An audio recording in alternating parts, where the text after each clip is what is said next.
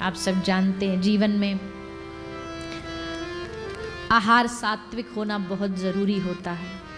आहार की सात्विकता, चलो अब याद आ गया है तो एक बात और भी कह दें कि भैया आहार की सात्विकता में नशा तो है ही है, पर एक प्रार्थना और है जो इससे भी बड़ा पाप है, जो बड़े शौक से और बड़े गर्व से हम सब करते, मांसाहार खाना। इसने भी दुनिया में बड़ा पाप, बड़ा अपराध फैला रखा है। मांस खा रहे हैं, जीवों को मार रहे हैं, पशुओं को मार रहे हैं, जीव जंतुओं को मार मार के उनका जीवन खा रहे हैं।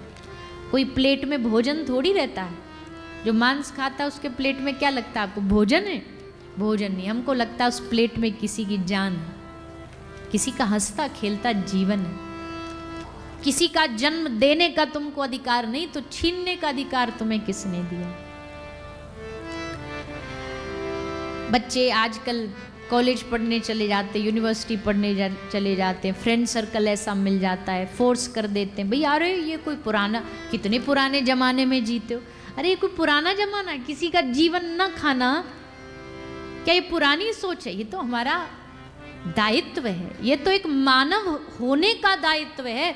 धर्म तो हम बाद में लाएंगे, पहले मानव होने का ये सब। कोई उसकी पुकार नहीं सुनता, खा रहे हैं मजे से।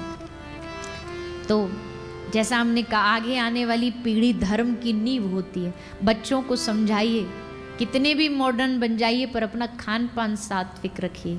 अपने हिंदू धर्म में, अपने सनातन धर्म में, अपनी भारतीयता में, ये भारतीयता में।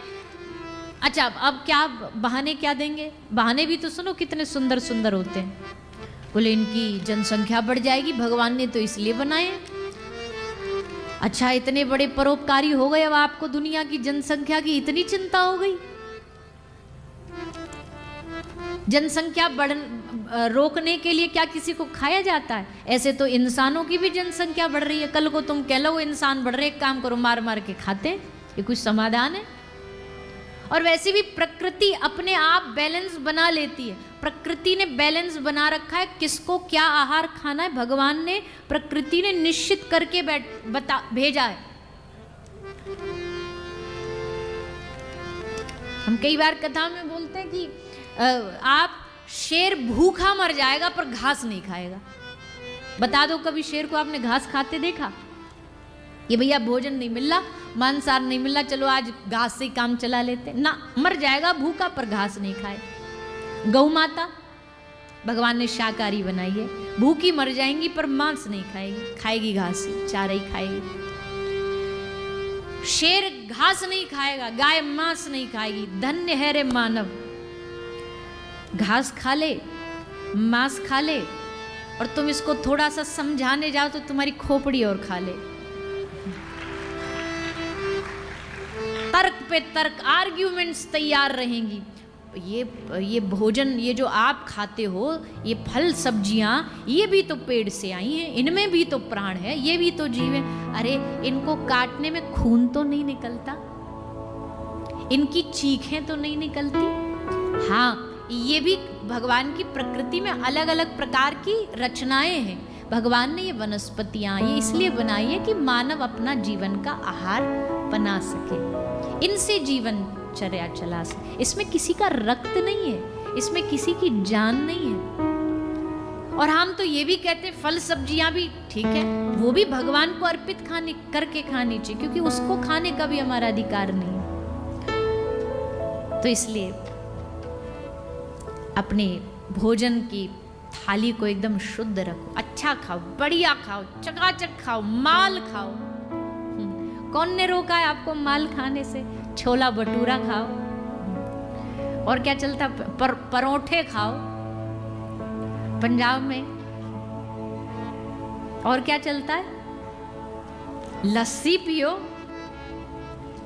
तुस्सी लस्सी पियो, परोठे खाओ, छोले भटूरे खाओ, और माल ही माल है। भगवान ने इतने माल। कई बार लोग सोचते हैं शाकाहारी लोग क्या ही खाते होंगे, कैसे जीते होंगे। अरे कभी हमारे ठाकुर जी का 56 भोग देखो, क्या बढ़िया, आहा, देख करके ठाकुर जी से नजर हट के 56 भोग पे चली जाती है। आधे सी जनता की तो कब भोग लगे, कब स्वाहा, आहा। कब हमारे पेट में आए। क्या कमी है भोजन की? समझिए, ये जीव जीव नहीं है, इनमें साक्षात भगवान ही विराजे होते। आप किसी जीव को मार के खा रहे हो, आपको क्या लगता है इनके कर्मों का हिसाब नहीं देना पड़ेगा? क्या इसका हिसाब भगवान न पूछेंगे तुमसे? क्या नहीं हमें पूछा जाएगा कि क्यों तूने अपने जीवन को ऐसा बनाया, क्यों तुमने अपने जीवन के पूरे उद्देश्य को बिगाड़ लिया?